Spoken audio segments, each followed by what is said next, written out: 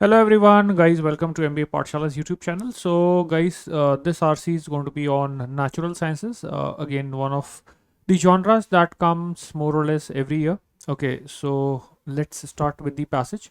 अच्छा passage को हम करने कैसे वाले हैं? I'm going to show you the passage in the starting, the entire passage as well as the questions. So आप अगर उसको घर पे ट्राई करना चाहते हो तो आप ट्राई कर सकते हो. You can take the screenshot, you can pause the video, and then I would take the entire thing for discussion. Okay, so let me show you the passage. So this is the first slide.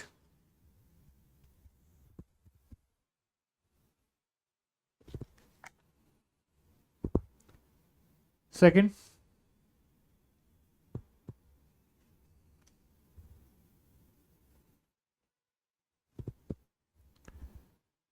First question. Second question. Third question.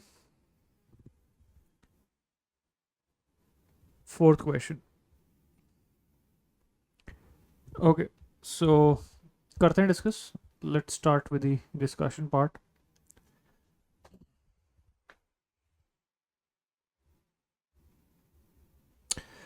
The traditional neo-Darwinian synthesis, which centers on primacy of the genetic sequence as the sole repository of heritable information, is increasingly being challenged by the burgeoning field of molecular epigenetics. So traditional neo-Darwinian framework जो है, okay, neo-Darwinian is basically that genetic information is encoded in the DNA, and that DNA decides the sort of traits an organisms will show. ठीक है. So Darwin का जो framework था या जो new Darwinian synthesis था, जिसमें जेनेटिक सीक्वेंस को प्राइमरी पोजीशन दी गई है, क्योंकि जेनेटिक्स आपका जो डीएनए होता है उसी में आपकी जेनेटिक इन्फॉर्मेशन स्टोर होती है. उस पुराने वाले फ्रेमवर्क को एक नया चैलेंज आ गया है. ठीक है. And that is from something called as epigenetics. Now epigenetics क्या चीज़ है वो हम आगे देखेंगे, but the old framework of neo-Darwinian synthesis, okay, where the genetic information stored in DNA is the prime factor for the sort of traits you show. उसको challenge आया कहाँ से? Molecular epigenetics से. This paradigm shift suggests that phenotypic plasticity, the ability of a single genotype to produce multiple phenotypes in response to environmental stimuli, may be mediated by biochemical markers that do not alter the underlying nucleotide sequence but rather modulates its accessibility and expression. Now, it's a very lengthy statement, so let me explain it bit by bit. So, what you have is basically, sorry. So, what you have is basically your genetic framework. ठीक है, let's say DNA. अब जो DNA है उसमें जो आपका genetic information stored है उससे एक सर्टेन तरह का phenotype basically refers to how the organism looks on the outside. Okay, आपके ऑर्गन्स, जो आपका जो पूरा फिजिकल अपीयरेंस है. ठीक है. So that phenotype is also affected by the environment. अब यहां पे ऑथर ने एक चीज बोली है कि इस पैराडाइम शिफ्ट से, जहां पे हम लोगों ने एपिजेनेटिक्स की बात की, एपिजेनेटिक्स के आने से फिनोटाइपिक प्लास्टिसिटी, दैट मीन्स एक सर्टेन तरह के जेनेटिक इंफॉर्मेशन यानी कि डीएनए से अलग अलग तरह के फिनोटाइप्स अपीयर हो सकते हैं डिपेंडिंग ऑन कि किस तरह के एनवायरनमेंट में आपका वो डीएनए लाइक ऑपरेट कर रहा है. ठीक है. दैट मीन्स एनवायरनमेंट का फर्क फिनोटाइप पे पड़ेगा, because now you have environmental stimuli also as one of the factors that would basically modulate the expression of the genetic information. Okay, which basically means कि environment का role भी यहाँ पे important हो गया है. और आप देख ही पा रहे हो कि एपिजेनेटिक्स की इन लोगों ने बात की थी, तो most possibly epigenetics is the whole idea where a single genotype can produce multiple phenotypes. अलग अलग तरह के फिनोटाइप्स बन सकते हैं उससे डिपेंडिंग ऑन कि एनवायरनमेंट कैसा रहा. ठीक है. तो एक सर्टेन एनवायरनमेंट में फिनोटाइप 1 बनेगा, लेकिन उसी जेनेटिक इन्फॉर्मेशन से एक दूसरे तरह के एनवायरनमेंट में फिनोटाइप 2 बनेगा. और ये जो एनवायरनमेंट का रोल है यही बेसिकली आपका एपिजेनेटिक्स है. Right. So okay, so that is what it means, right? So environment is also playing a role. Environmental stimuli. Central to this discourse is the phenomena of transgenerational epigenetic inheritance, where environmental memory is transmitted through the germline to the subsequent generations. This process primarily involves DNA methylation, histone modification, and regulatory role of non-coding RNAs. Okay यहाँ तक इसको समझते हैं. इस पूरे discourse में, discussion में, जो फिनोमिना ऑफ ट्रांसजेनरेशनल एपिजेनेटिक इनहेरिटेंस है. अभी ट्रांसजेनरेशनल एपिजेनेटिक इनहेरिटेंस का मीनिंग क्या है, इसको एक एग्जांपल समझो. ट्रांसजेनरेशनल मतलब मल्टीपल जनरेशन्स में आपके जो चेंजेस है वो ट्रांसमिट हो रहे हैं. सो लेट अस से you have three generations. You have the grandfather, you have the father, and then you have the son or the daughter. Let's say son. So grandfather के environment के जो changes हैं, जो इनके DNA में code हो गए, वो फादर तक पास ऑन हुए, और फादर के जो environment की वजह से जो भी इफेक्ट्स आए वो उसके सन में पास ऑन हो गए. अब ये जो फ्रेमवर्क है, this is your transgenerational transmission of characteristics or traits, where you can see that environments make an impact on the genetic information present in every individual. ठीक है. अब ये एक नई चीज़ है, क्योंकि environmental memory, guys, environmental memory का मतलब environment का असर आपकी genetic information पे, okay, उसकी memory आपके अंदर चली गई और वो आगे move कर रहा है. This is what is called as transgenerational epigenetic inheritance. Okay, so that means one generation to another. अब ये हो कैसे रहा है?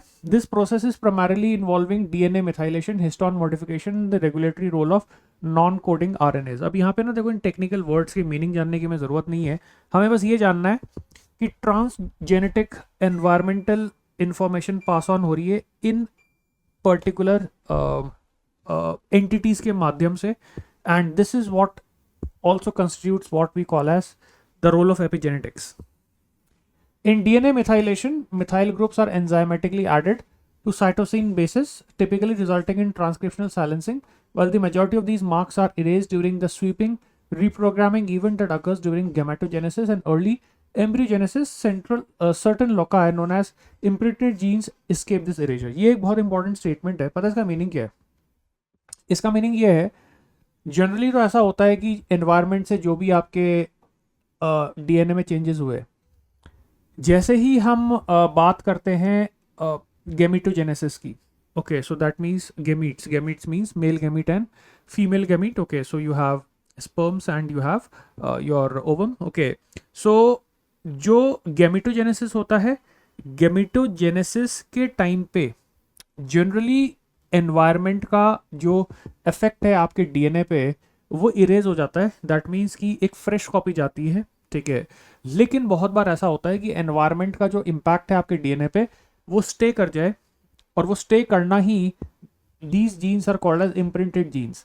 अब इम्प्रिंटेड जीन्स जो हैं वो इस इरेजर को एस्केप कर जाते हैं. एस्केप कर जाते हैं मतलब जो भी एनवायरनमेंट की वजह से जो आपके चेंजेस आए हैं डीएनए में, वो आगे चल के आपकी नेक्स्ट जनरेशन में भी ट्रांसमिट होंगे. सो इसका मीनिंग ये हुआ, according to the idea of epigenetics, कि आपके ग्रैंडफादर या आपके फादर के टाइम पे जो एनवायरनमेंट या जिस तरह के माहौल में वो रहे, या जो जो चीज़ें उन्होंने कंज्यूम की, या जो जो टॉक्सिन्स उनको एनकाउंटर हुए, ओके, या जैसा मौसम था, उस चीज़ का कुछ इम्पैक्ट आगे वाली जनरेशन पे भी पास ऑन होगा. Okay, so this is what it means. Okay, the paragraph basically talked about epigenetics mainly and the mechanism behind it. ठीक है. अब यहाँ पे एक चीज़ ध्यान रखना, इस पूरे मैकेनिज्म के अंदर जहाँ पे आपका एनवायरनमेंट का इम्पैक्ट नेक्स्ट जनरेशन में पास ऑन हो रहा है, this is done through what they have called as like the DNA methylation, histone modification and non coding RNAs. ठीक है. तो नॉन कोडिंग आरएनएस, ओके, ये तीन चीज़ें हैं जिसकी वजह से चीज़ें पास ऑन होती है. ठीक है. डीएनए मिथाइलेशन को फिर उन्होंने समझाया भी है. नेक्स्ट पैराग्राफ पे आते हैं. The persistent nature of these marks implies that ancestral exposure to nutritional stressors or toxins can cast a long physiological shadow, predisposing descendants to a metabolic or behavioral pathologies. Same वही चीज़ जो मैंने अभी बताई थी कि persistent nature of these marks का meaning ये हुआ कि आपके ancestors का जो exposure हुआ था environment में किसी भी toxin को लेके या stressors को लेके, उस इम्पैक्ट का पास ऑन होना आपके नेक्स्ट जनरेशन पे भी होता है, और उसकी जो फिजियोलॉजिकल शेडो है, फिजियोलॉजिकल का मतलब जो बॉडीली चेंजेस जो आपको आने वाली जनरेशन में दिखेंगे, वो डिसेंडेंट्स के ऊपर भी जाते हैं, and that would lead to certain metabolic and behavioural pathologies और प्रॉब्लम्स और these sort of things that were actually a result of what your ancestors encountered. ठीक है, तो वो जो डिसेंडेंट्स पे मेटाबॉलिक और बिहेवियरल पैथोलॉजी पास ऑन हो रही है, अब उसमें कोई डिजीज भी हो सकती है, कोई प्रॉब्लम, कोई बीमारी, है ना. However, the mechanistic underpinnings of this transmission remain a site of intense scientific friction. हालांकि ये होता कैसे है, इस चीज को लेके बहुत ज्यादा साइंटिफिक फ्रिक्शन है. Critics argue that many observed transgenerational effects may actually be the result of soft inheritance or direct exposure of the developing germ cell within a gestating mother rather than a true self-sustaining epigenetic loop. Okay, now again there is a very important point. Critics बोलते हैं कि actually ना कुछ भी pass on नहीं हो रहा. हो ये रहा है कि जो मदर है, मदर के टाइम पे जो एनवायरनमेंट में जो टॉक्सिन्स हैं, जो एनवायरनमेंट का इम्पैक्ट है, वो मदर पे तो आ ही रहा है, लेकिन साथ ही साथ एम्ब्रियो पे भी आ रहा है. तो इस चक्कर में आपको वो चेंजेस देखने को मिल रहे हैं. तो बेसिकली पता डिबेट क्या है, डिबेट ये है कि it is not real inheritance, it's not real self sustaining epigenetic loop. It's just that कि मदर के ऊपर किसी एनवायरनमेंट के टॉक्सिन का इफेक्ट आया या किसी एनवायरनमेंट के फैक्टर का इफेक्ट आया. अब क्योंकि मदर के वूम में बेबी भी है, ठीक है, तो वो डेवलपिंग जो बेबी है उस पर भी वो नेचुरली इम्पैक्ट आएगा. तो क्रिटिक्स ये बोलते हैं कि उस इम्पैक्ट को तुम ये सोच रहे हो कि वो ट्रांसमिशन ऑफ जेनेटिक इन्फॉर्मेशन हो रहा है, लेकिन वो एक्चुअली है नहीं. ठीक है, it's just that the mother encountered that environment when the baby was there in the womb. Okay, so you are confusing that thing with the real self sustaining epigenetic loop. Okay, so यहाँ पे ना ये critics का मानना है जो बोलते हैं कि ये जो पूरी थ्योरी आपने एपिजेनेटिक्स की बनाई है कि एनवायरमेंटल इम्पैक्ट पास ऑन होता है, जो जेनेटिक इन्फॉर्मेशन पे जाता है, वो गलत है. ठीक है, तो ऐसा क्रिटिक्स का मानना है. Furthermore the role of small non coding RNAs, SNC RNAs in the sperm has emerged as compelling candidate for intergenerational communication. अब देखो, SNC RNA small non coding RNAs का एक इंपॉर्टेंट रोल है किस चीज में, इंटरजेनरेशनल कम्युनिकेशन में. इसका मतलब कि ये जो SNC RNA है, ये उस पूरे प्रोसेस में जो ट्रांसजेनरेशनल एपिजेनेटिक इनहेरिटेंस वाला काम है उसमें बड़ा इंपॉर्टेंट रोल प्ले करते हैं. Okay, these RNA molecules which can be altered by father's lifestyle or environment are delivered to the oocytes upon fertilization, subsequently influencing the transcriptomic profile of the zygote. Okay, which basically refers to the initial stages of the baby zygote. So यहाँ पे ना एक चीज समझो, father की lifestyle का जो impact है वो उसके जेनेटिक इन्फॉर्मेशन पे पढ़ के वो जेनेटिक इन्फॉर्मेशन नेक्स्ट लेवल पे मतलब उसके बेबीज पे ट्रांसफर हो रही है. उसके लिए जो मीडियम है कैसे हो रही है, दैट इज SNC RNA. अब यहाँ पे इन्होंने लिखा है कि जो इंटरजेनरेशनल कम्युनिकेशन है उसमें non coding RNAs SNC RNA का बहुत बड़ा रोल है. और ये RNAs जो है ना, ये फादर की लाइफस्टाइल और एनवायरनमेंट से इम्पैक्ट होके चेंज हो जाते हैं. अब जब ये इम्पैक्ट होके चेंज हो जाते हैं तो वो जो चेंजेस हैं वो नेक्स्ट जनरेशन में पास ऑन होते हैं. So how do you think this impact of environment is passed on to the next generation through something called as SNC RNA. Okay, this challenges the Weismann barrier. Okay, अब ये जो SNC RNA का phenomena है जिसकी वजह से ट्रांसजेनरेशनल transmission of traits हो रहा है, इस पर्टिकुलर चीज की वजह से there is something called as Weismann barrier जो चैलेंज हो रहा है. अब what is Weismann barrier? The principle that hereditary information moves only from germline to soma and never in reverse. तो वीजमैन बैरियर गाइस इस चीज के बारे में कि आपकी जो जेनेटिक इन्फॉर्मेशन है वो हमेशा जर्मलाइन टू सोमा मूव करती है. जर्मलाइन टू सोमा का मतलब ये हुआ कि जो आपका जेनेटिक इन्फॉर्मेशन है वो सोमैटिक सेल को इम्पैक्ट करेगा. कभी भी ऐसा नहीं होगा कि फिजिकल बॉडी का जो एनवायरनमेंट है उसका इम्पैक्ट वापस से लौट के आपकी जेनेटिक्स को इम्पैक्ट करे.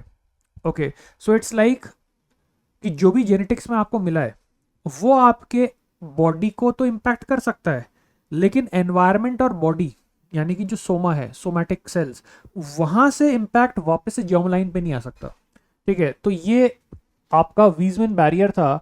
अब ऑब्वियसली यहाँ पे जो हमने एसएनसी आरएनए की बात की, ये वीजमैन बैरियर को वायलेट कर रहा है, क्योंकि वीजमैन बैरियर के हिसाब से तो एसएनसी आरएनए ये रोल प्ले ही नहीं कर सकता, है ना। लाइक एसएनसी आरएनए क्या कर रहा है, जो फादर का एनवायरनमेंट है, उसकी बॉडी पे जो इम्पैक्ट आया उस चीज़ का एक सिग्नेचर आपके जेनेटिक्स पे भी डाल रहा है, and that is what results in transmission of traits.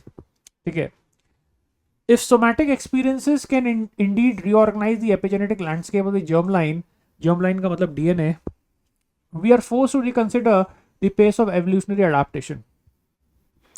अब ऑथर बोलता है कि देखो, अगर ऐसा ही है कि वीजमैन बैरियर फॉलो नहीं होता और जो सोमैटिक एक्सपीरियंसेस हैं, एनवायरनमेंट का जो इम्पैक्ट है, आपकी बॉडी का जो चेंज है, वो एक्चुअली आपके एपिजेनेटिक लैंडस्केप को चेंज करके आपकी जर्म लाइन को इम्पैक्ट करता है, यानी कि आपकी डीएनए को इम्पैक्ट करता है, तो फिर एवोल्यूशन में एक नया एडिशनल चैप्टर ऐड हो गया, क्योंकि एवोल्यूशन तो फिर बहुत फास्ट होगा इन दैट सेंस, क्योंकि हर जनरेशन के बाद एवोल्यूशन चल रहा है। ठीक है, भले ही छोटा मोटा चल रहा हो, लेकिन चल तो रहा ही है।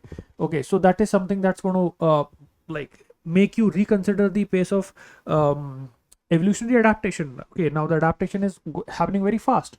Rather than relying on solely on the slow stochastic process of genetic mutation, organisms may possess a rapid response system that allows for transgenerational adjustments to fluctuating environments. इतना फास्ट एडेप्टेशन होगा फिर तो, कि जो नॉर्मल वाला slow process है, उस slow process के साथ साथ ये फास्ट वाला प्रोसेस भी देन चल रहा है, क्योंकि एसएनसी आरएनए ये इंश्योर कर रहे हैं कि हर जनरेशन के अंदर जो भी एनवायरनमेंट का इम्पैक्ट है वो आगे पास ऑन हो। तो this is the rapid response system that is in addition to the normal one that is slow. तो नॉर्मल जो आपका जेनेटिक म्यूटेशन होता है वो तो बहुत लाइक हंड्रेड्स ऑफ ईयर्स वाली फ्रेम में होता है, so that's very very slow stochastic process, and this rapid response system is allowing for what is called as transgenerational adjustments. Okay, तो ये नई चीज़ है, क्योंकि ट्रांसजेनरेशनल adjustment rapid system is something that is happening in addition to the slow, the normal Darwin वाला फंडा। Okay, where evolution happens over long, very very long time frames, hundreds of years. Okay, तो ये slow वाले के साथ ही fast वाला भी आ गया। This suggest a more Lamarckian flavor to the evolution than previously admitted, though it operates within a strictly Mendelian framework of physical inheritance. अब देखो यहाँ पे लमार्क ने क्या बोला था या मेंडल ने क्या बोला था, उससे हमें मतलब नहीं है, बट हमें ये इतना समझ में आ रहा है कि ये जो फास्ट वाला सिस्टम है ना, that is in sync, that is in agreement with what Lamarck also said, और for that matter what Mendel said, है ना। तो इन दोनों लोगों ने जो बोला था उसकी फ्रेमवर्क को वॉलेट नहीं कर रहा है ये rapid system. This is in sync, this is in match. The implications for public health are profound. अब ये जो रैपिड वाला सिस्टम है, इसके इम्प्लीकेशंस, इसके कॉन्सिक्वेंसेस बहुत ज़्यादा डीप हैं, प्रोफाउंड है। If our lifestyle or choices can recalibrate the genetic thermostat of our great grandchildren, the ethical dimension of the biological responsibility extend far beyond individual lifespan. Very very important. अगर ऐसा ही है कि आपके environment का जो impact है वो आपके ग्रैंड चिल्ड्रन तक जाता है, तो इसका मतलब आप सिर्फ अपने खुद की लाइफस्टाइल के लिए रिस्पॉन्सिबल नहीं हो, क्योंकि वो आप पे इम्पैक्ट नहीं डालती, आप अपने ग्रेट ग्रैंड चिल्ड्रन के लाइफ के लिए भी रिस्पॉन्सिबल हो, बिकॉज आपकी जो गलतियां हैं या आपने जो गलत तरीके से अपनी लाइफ को जिया, क्योंकि एनवायरनमेंट का इम्पैक्ट आपकी बॉडी पे पड़ रहा है और आप जो कंज्यूम कर रहे हो उसका भी इम्पैक्ट पड़ रहा है, तो उसका इम्पैक्ट आगे तक जाएगा, which makes it more important for you to reconsider your life choices, because whatever you do is going to impact those people also. Okay, your great grandchildren and grandchildren, right? Yet caution is warranted. तो इसका मतलब you have to be very very careful. Okay, no, what he's saying is that कि अभी इस चीज़ के बारे में शायद उतनी clarity नहीं है, but yeah, we can see. So caution is warranted means like we should take it with a pinch of salt. The stability of these marks across multiple generations in mammals is still a matter of rigorous debate. अभी भी ट्रांसजेनरेशनल transmission, epigenetic inheritance के ऊपर debate चल रहा है mammals के अंदर, rigorous debate चल रहा है, and the potential for reversion to a baseline state suggest epigenetic memory may be a transient rather than permanent evolutionary feature. Okay, और ऐसा भी हो सकता है कि ये जो एपिजेनेटिक ट्रांसमिशन है या ट्रांसजेनरेशनल ट्रांसमिशन है, वो एक शॉर्ट लिव्ड एवोल्यूशनरी फीचर हो rather than permanent evolutionary feature. Okay, which simply means that there's a lot of debate going on, but yeah, this is what we can know as of now. Okay, but 100% sure हम नहीं हो सकते, ठीक है. So that was the passage. Let's look at the first question. According to the passage, the primary challenge to Weismann barrier rise from which of the following observations?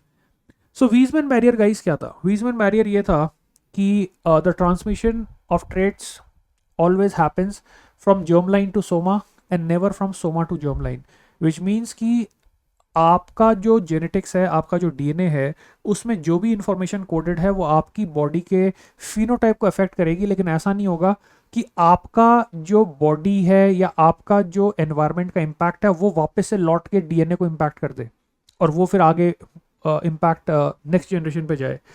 ये नहीं होगा. तो इसको ना मेरे को चैलेंज करना है. तो वीजमैन बैरियर को चैलेंज कौन कर रहा था?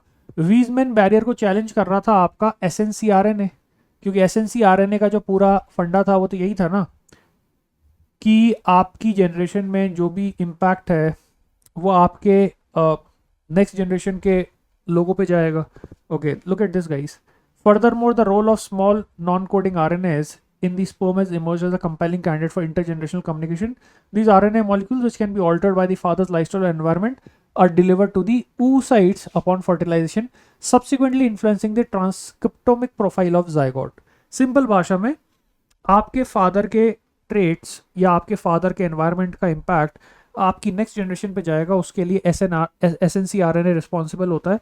और SNCRNA जो है, it challenges the Weismann barrier, the principle that hereditary information moves only from germline to soma and never in reverse.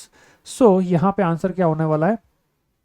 यहाँ पे आपका आंसर होने वाला है your second option, the delivery of environmentally altered small SNCRNA from paternal germline to the zygote during fertilization. So this SNCRNA का role to transmit paternal germline, paternal का मतलब parents, okay, father basically, okay, patri is a root for father, patriarchal for example. So paternal germline का मतलब आपके father का germline का जो traits है वो zygote पे transfer होगा, ठीक है. तो SNCRNA Weismann barrier को challenge करते हैं. And you can see challenge में तो बस यही आया था, ठीक है. बाकी options को rule out करते हैं. The enzymatic addition of methyl groups to cytosine base leading to transcriptional silencing in the somatic cells. Okay, methyl groups, cytosine bases, इसके पहले का डिस्कशन है. Weismann barrier वाला डिस्कशन तो बाद में आया है. The stochastic nature of genetic mutation is a fundamental driver of long-term evolutionary adaptation. देखो यार, stochastic nature of genetic mutation तो स्लो वाला है. स्लो वाला मतलब जो नॉर्मल अपना एवोल्यूशन में पहले बताया था, ठीक है. अब ये स्लो वाला जो है वो तो Weismann barrier को फेवर करता है ना, ठीक है. तो एक्चुअली सी ऑप्शन उल्टा है. सी ऑप्शन तो फेवर कर रहा है, ओके, क्योंकि स्लो वाला जो अडेप्टेशन है वो तो हमें पता ही है. That is what Weismann barrier is all about. The complete eraser of epigenetic markers during the reprogramming phases of gametogenesis and the early embryogenesis. Again guys, आपके एनवायरनमेंट का इम्पैक्ट अगर पूरी तरीके से इरेज हो गया तो इसका मतलब Weismann barrier मेंटेन्ड है. तो डी ऑप्शन वापस से Weismann barrier को सपोर्ट कर रहा है, क्योंकि जो भी एपिजेनेटिक मार्कर्स हैं, जो भी एनवायरनमेंट का इम्पैक्ट पड़ा, वो एनवायरनमेंट का इम्पैक्ट तो फिर मिट गया ना. तो इसका मतलब तो Weismann barrier इंटैक्ट है, Weismann barrier को सपोर्ट कर रहा है. सो सी एंड डी ऑप्शन तो एक्चुअली सपोर्ट में जा रहे हैं. तो ये तो उल्टे हो गए. The answer has to be B option. Which of the following best describe the scientific friction mentioned in the passage regarding the mechanistic underpinnings of epigenetic transmission? Okay, अब यार यहाँ पे जो साइंटिफिक फ्रिक्शन था ना, वो इस चीज़ को लेके था कि ये जो चेंजेस हैं जिसको हम कह रहे हैं कि एपिजेनेटिक चेंजेस हैं जो एक जनरेशन से दूसरे जनरेशन में पास ऑन हो रहे हैं, ये रियली में सेल्फ सस्टेनिंग एपिजेनेटिक ट्रांसमिशंस हैं जो कि ट्रांस जनरेशनल है, या ऐसा तो नहीं कि मदर के टाइम पे कोई ऐसा एनवायरमेंटल इम्पैक्ट हो, कोई टॉक्सिन हो, कोई ऐसा चीज़ हो जिसने मदर को और मदर के बेबी को दोनों को इम्पैक्ट किया, तो हमें ऐसा लगने लग गया कि मदर का जो ट्रेट है या मदर का जो इम्पैक्ट है वो बेबी पे जा रहा है. बट रियलिटी में दैट एनवायरमेंटल टॉक्सिन और whatever impacted mother and the baby both.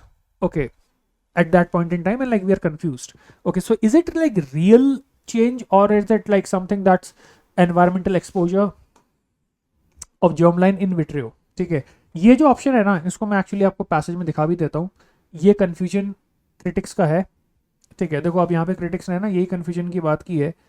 Okay, 1 second. However, the mechanistic underpinnings of this transmission remains a site of intense scientific friction. Critics argue that many observed transgenerational effects may actually be the result of soft inheritance or direct exposure of the developing germ cells within the gestating mother. That means कि ऐसा हो सकता है ना कि जब mother gestation वाले period में है और वूम में बेबी डेवलप हो रहा है, उसी पॉइंट ऑफ टाइम पे एक्चुअली इनहेरिटेंस इसलिए हो गया because it is direct exposure of the baby as well as the mother to a certain environmental factor. Okay, it could be a toxin और anything else. ठीक है, so observed and generational transgenerational effect may actually be the result of soft inheritance और direct exposure. अब direct exposure का मतलब ये हुआ कि सपोज करो कि बेबी अगर वूम में है और उसी टाइम पे कोई टॉक्सिन है ना मदर को इम्पैक्ट करता है, तो वो बेबी को भी इम्पैक्ट करेगा क्योंकि बेबी भी तो उसी टाइम पे एक्सपोज्ड है. तो ये रियल इनहेरिटेंस थोड़ी हुआ. This is like what you can say soft inheritance or you can say this is direct inheritance क्योंकि direct exposure हो रहा है. It's not like कि mother के genetics में से कोई information transmit हो रही है. So ये confusion है कि is it like this or is it a true self-sustaining epigenetic loop? Okay, so this is what the confusion is. This is where the debate lies. Okay, so ये पूरे चीज़ का debate का topic है जो critics बोलते हैं. Okay, so look at this C option, guys. The ambiguity over whether certain phenotypic changes in descendants are caused by self-perpetuating germline loop or by direct environmental exposure of germline in vitro, इस चीज़ को लेके scientific friction है because this is what critics question कि like maybe this is the case. Okay, बाकी options को rule out करते हैं. The debate over whether DNA methylation or histone modification is primary driver of phenotypic plasticity in fluctuating environment. देखिए, DNA methylation और histone को हमने अलग से निकाल के इस चीज़ के ऊपर डिबेट करने की कोशिश नहीं की कहीं पे भी कि फिनोटाइपिक प्लास्टिसिटी के लिए डीएनए मिथाइलेशन वर्सेस हिस्टोन कौन सा ज़्यादा प्राइमरी ड्राइवर है. इन दोनों को हम लोगों ने एक साथ कंसिडर किया है, कभी भी एक दूसरे के अगेंस्ट में कंसिडर नहीं किया. So this is wrong. The conflict between those who believe in soft inheritance and those who advocate was strictly Mendelian framework of physical inheritance. Okay, there is no mention of advocates who are strictly standing for Mendelian framework of physical inheritance. Okay, soft inheritance versus real inheritance के बीच में तो conflict चल रही है क्योंकि soft inheritance is basically direct exposure, but there is no conflict between soft inheritance versus Mendelian framework advocates. D option क्या बोल रहा था? Disagreement regarding the permanency of imprinted genes and the ability to escape the cellular root programming that occurs during fertilization. Okay, the passage does not discuss a disagreement that talks about whether or not imprinted genes are permanent or they can escape the reprogramming process. Okay, so this is not what is the debate all about क्योंकि scientific friction यहाँ पे सिर्फ और सिर्फ C option के बारे में था. The answer is C option. Okay, third question पे आते हैं. Based on the passage, the author's reference to rapid response system primarily serves to illustrate. अब देखो रैपिड रिस्पॉन्स सिस्टम कौन सा था? रैपिड रिस्पॉन्स सिस्टम की आपने लास्ट वाले पैराग्राफ में बात की है कि जो नॉर्मल स्टोकेस्टिक वाला स्लो प्रोसेस है एडेप्टेशन का, उसके साथ साथ में एक ट्रांसजेनरेशनल एपिजेनेटिक फ्रेमवर्क वाला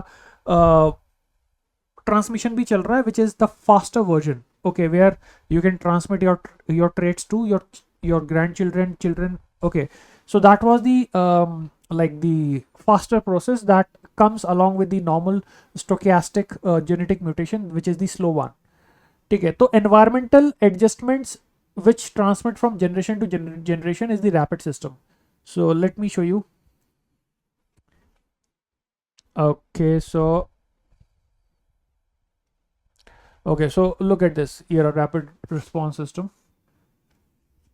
Okay, rather than relying solely on the slow stochastic process genetic mutation, organisms may possess rapid response system that allows for transgenerational adjustments to the fluctuating environments.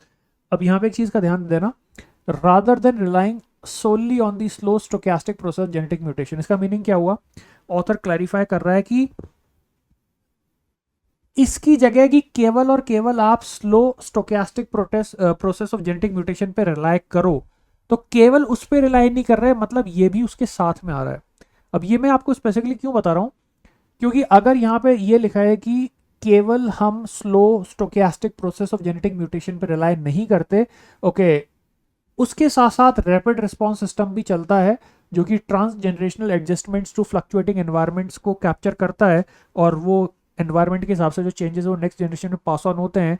इसका importance ये statement का कि इसने clarify कर दिया कि passage ये नहीं बोल रहा कि स्लो वाला एग्जिस्ट ही नहीं करता, स्लो की जगह ये वाला काम करता है, केवल ये बोल रहा है कि स्लो वाला तो है ही, लेकिन केवल स्लो वाले पे अपन रिलाई नहीं करते, स्लो वाले के साथ ही रैपिड वाला भी चल रहा है. ठीक है, this rapid one is also running in parallel. Okay, and this rapid one ensures कि you are transmitting environmental impact का information from one generation to another, which is the epigenetic inheritance. So where is this captured? First option. A rapid response system क्या है? A mechanism that supplements का मतलब supplements stochastic genetic mutation with environmental adjustments that can be passed down generations. Best option. बाकी options की बात करते हैं. The process by which genetic thermostat is recalibrated throughout slow accumulation of Mendelian mutation. No, it's not about recalibration. The evolutionary advantage of organisms that rely on Weismann barrier. Okay, this is not in sync with Weismann barrier. It's actually against Weismann barrier. Okay. To protect the germline from somatic interference. Okay, तो देखो बिल्कुल ही पूरा ही गलत है. Okay, it's not protecting germline from somatic interference. In fact, somatic changes को germline में transmit करने का माध्यम है ये. ठीक है. Last option, the temporary nature of epigenetic memory, which prevents permanent evolutionary changes from occurring through non-genomic pathways. Okay, this rapid response system is the temporary nature of epigenetic memory. ये epigenetic memory temporary होती है, ये उसको कहते हैं. Obviously not. The answer is first option.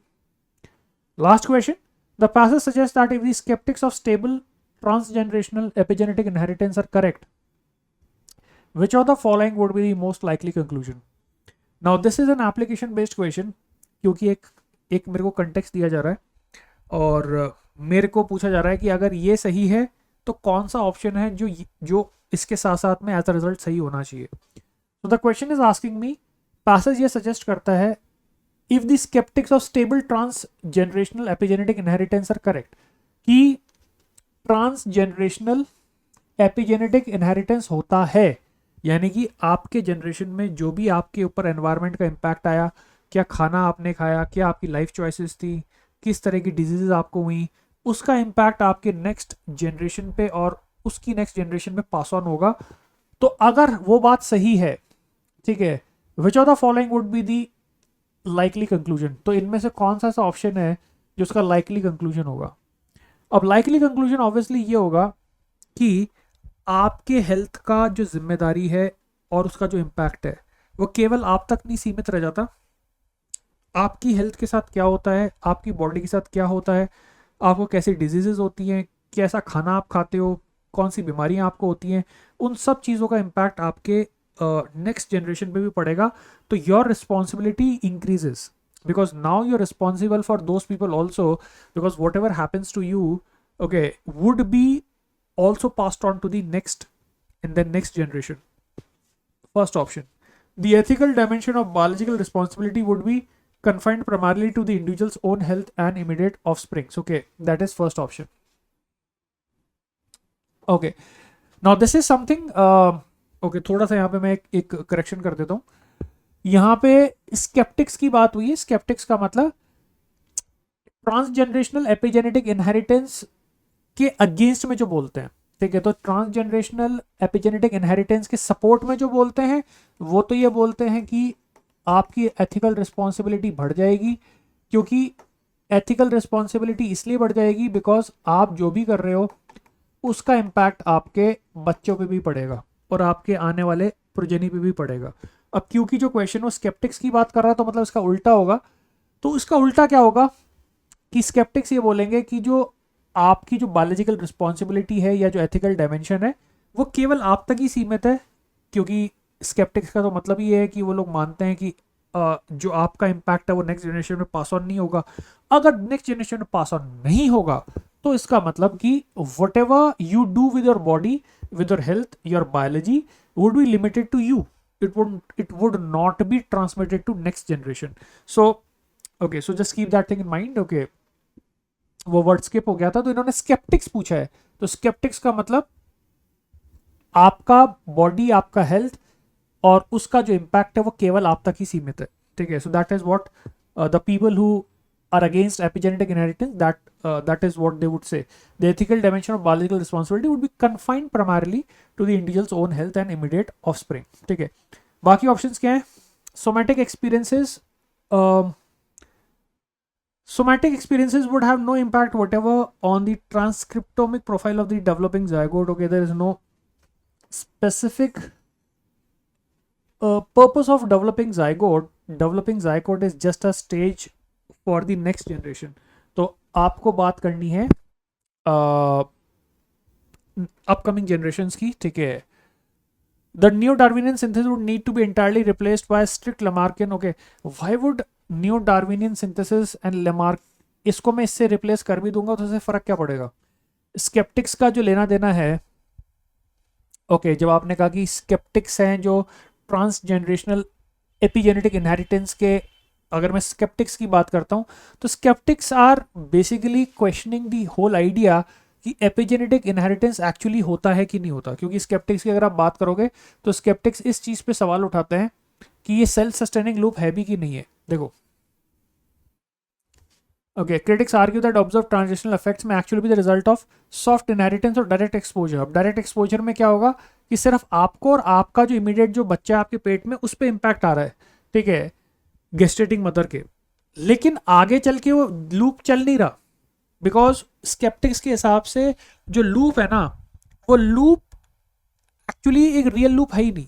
It's just that कि एक same environmental impact दोनों पे पड़ गया, ठीक है, मदर पे एज वेल एज बेबी भी, तो इसलिए आपको इम्पैक्ट देखने को मिल रहा है, but then there is no real loop. Okay, so obviously, so skeptics are more concerned with whether or not epigenetic transmission works for multiple generations, great grand children और उसके आगे का, ठीक है, तो उनका लेना देना उससे।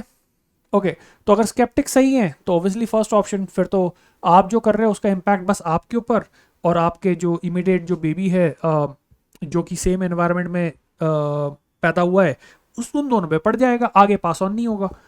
राइट, नियो डार्विनियन और लमार्कियन कहाँ से आ गए?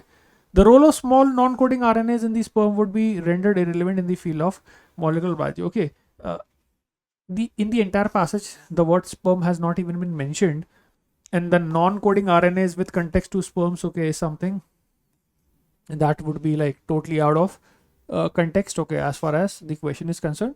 So yeah, the answer has to be A option. Okay, so that was the last question.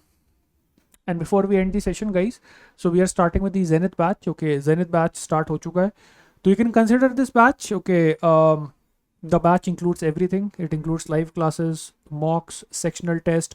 You already know all the teachers that you can see on the screen. Okay, so आप discount का फायदा ले सकते हो. You can avail yourself of the discount that is available right now. Okay, so do check out the course. Call on the office numbers for more info. And join as soon as possible if you are planning for CAT 2026. Okay, that's it, guys, and do like the session and do leave a comment if this session has added value to your preparation. Bye.